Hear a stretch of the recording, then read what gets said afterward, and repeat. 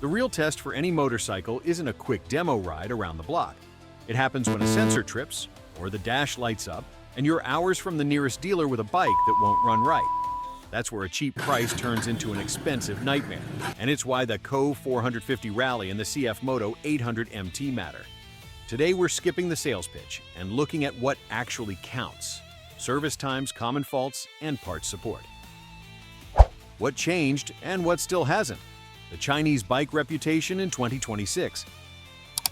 That bad reputation for Chinese bikes didn't just appear out of thin air.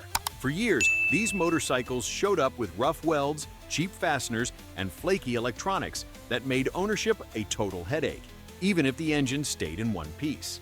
You might find yourself waiting months for a single bracket or sensor because the dealer networks barely existed, and most local shops wouldn't even agree to work on them. This is why so many veteran riders still flinch when they hear the words Chinese motorcycle, because they remember bikes that looked great in a catalog but fell apart once the miles and the weather started piling up. Things look a lot different in 2026. Parts fit better, and the bikes don't have that cheap look older models had. CFMOTO is a big reason for that, because they've gone from a punchline to a brand selling real numbers in Europe and Australia. Even Kove shows these companies aren't just building cheap scooters anymore. There is still a split between these two brands. CFMOTO feels much closer to the mainstream, while buying a Kove still feels like a gamble because you're trusting a new name in rough conditions. A bike can feel great for the first 1,000 miles and then show cracks much later, and that's when you find out if the parts network is any good. If you've been riding for a while, I want to know what you think. Are you still skeptical, or do you think the game has changed?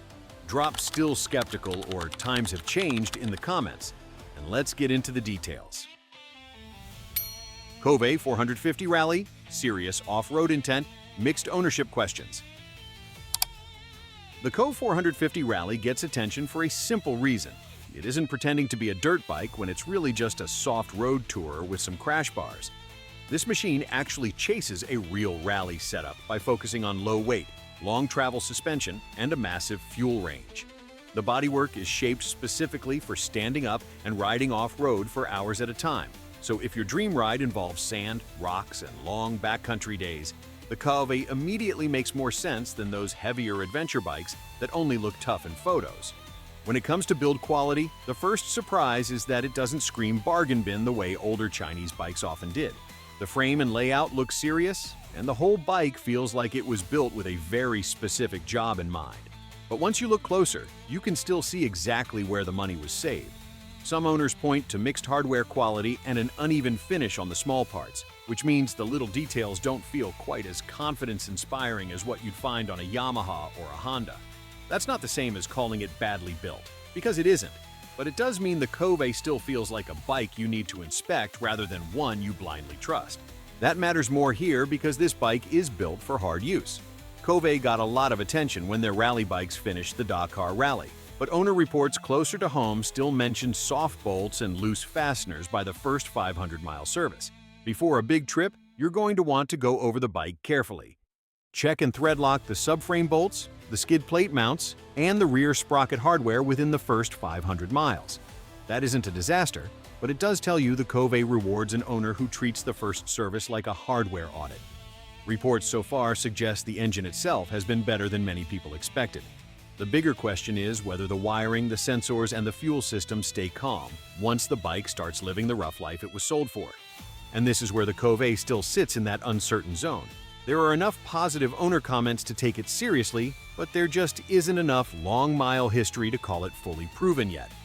If you buy one today, you're not stepping into Tenaire 700 levels of known behavior, where thousands of owners have already exposed every single weak point. You are still part of the long-term test, and while some riders are totally fine with that, others hate being the guy who has to figure it out the hard way. Service access is a huge part of this conversation because a travel bike only stays fun if normal maintenance doesn't become a massive project. The Kove's rally bodywork helps the bike off-road, but it can also slow things down when it's time to check the valves. A home mechanic can do the work, though it doesn't look like the kind of machine that invites quick servicing in the driveway. For riders far from help, fixability can matter even more than reliability.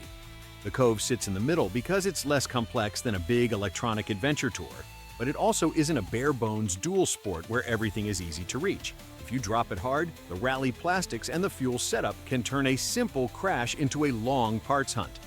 Out on the road, the Kove works best when the trip leans toward dirt first and comfort second.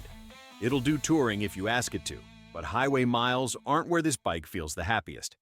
The wind protection and the seat comfort all remind you that it was built for control in rough terrain rather than effortless cruising on the slab.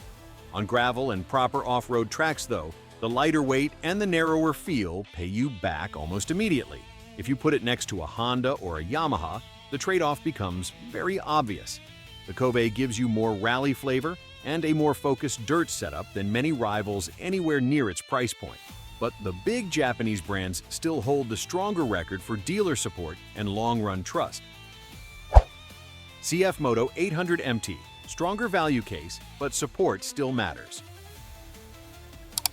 The CFMOTO 800MT comes at this question from the other direction. Instead of chasing a stripped-down rally crowd, it goes after riders who want a full-size adventure bike with real road manners and enough gravel ability to get the job done. It offers a parts list that looks incredibly expensive until you see the actual price tag. In terms of day-to-day build quality, this is where CFMOTO lands a lot harder than people expect. The switchgear, the dash, and the overall fit don't feel thrown together, and on a quick walk-around, the bike can sit beside established adventure models without looking out of place. Still, showroom shine doesn't answer the reliability question, and people are watching this engine very closely. It's based on the KTM 790 motor, which had some famous camshaft problems early on, so naturally, riders want to know if this bike has the same flaws. So far, there hasn't been the same volume of cam wear complaints hanging over the 800MT, which is a good sign. The risk is simpler. There still isn't the long-mile sample size you'd get from a Tonnerre or an Africa Twin. Whole bike reliability is about more than just the engine. Owner reports usually split the bike into two stories, where the major mechanical parts seem decent, while the smaller annoyances can still drag the whole picture down. Warning lights, software weirdness, and random electrical faults still matter. Routine service looks more normal here than on the Kove because the bike follows a more familiar street adventure layout. Body panels and tight packaging still add labor, and valve inspections on a twin like this aren't the sort of evening task every owner wants to tackle. But compared with a more tightly wrapped rally machine, the 800MT makes more sense as a bike an independent shop can handle without needing brand-specific knowledge. Fixing faults away from the dealer depends on what broke. Wear items like tires, chains, and brakes aren't the issue, and most shops can sort those out without any drama. On the road, this is clearly the better all-round tourer of the two bikes in this video. It carries highway speed with far less effort, gives you better wind protection, and feels much more natural for loaded travel or riding with a passenger. Gravel roads are totally fine, and light dirt doesn't scare it. But once the terrain turns rough, the size and weight start calling the shots.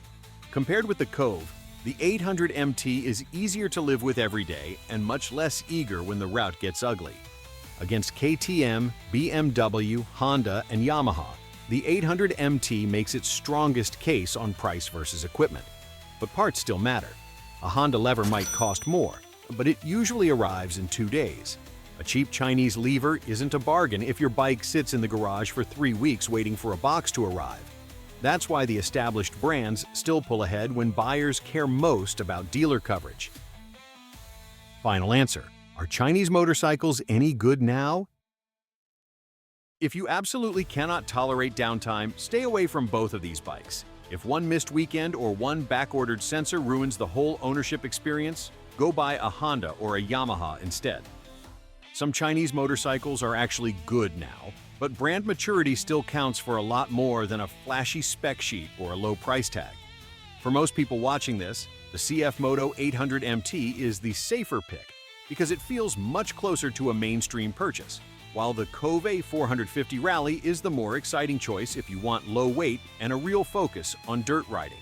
Honda and Yamaha still lead on parts availability and long-term trust, but these new bikes deserve a look if you want more for less money and don't mind some risk. So, where do you land on this? Are you the rider who needs total peace of mind, or are you a value hunter who is fine with some uncertainty if the price is right? Let me know what you think in the comments.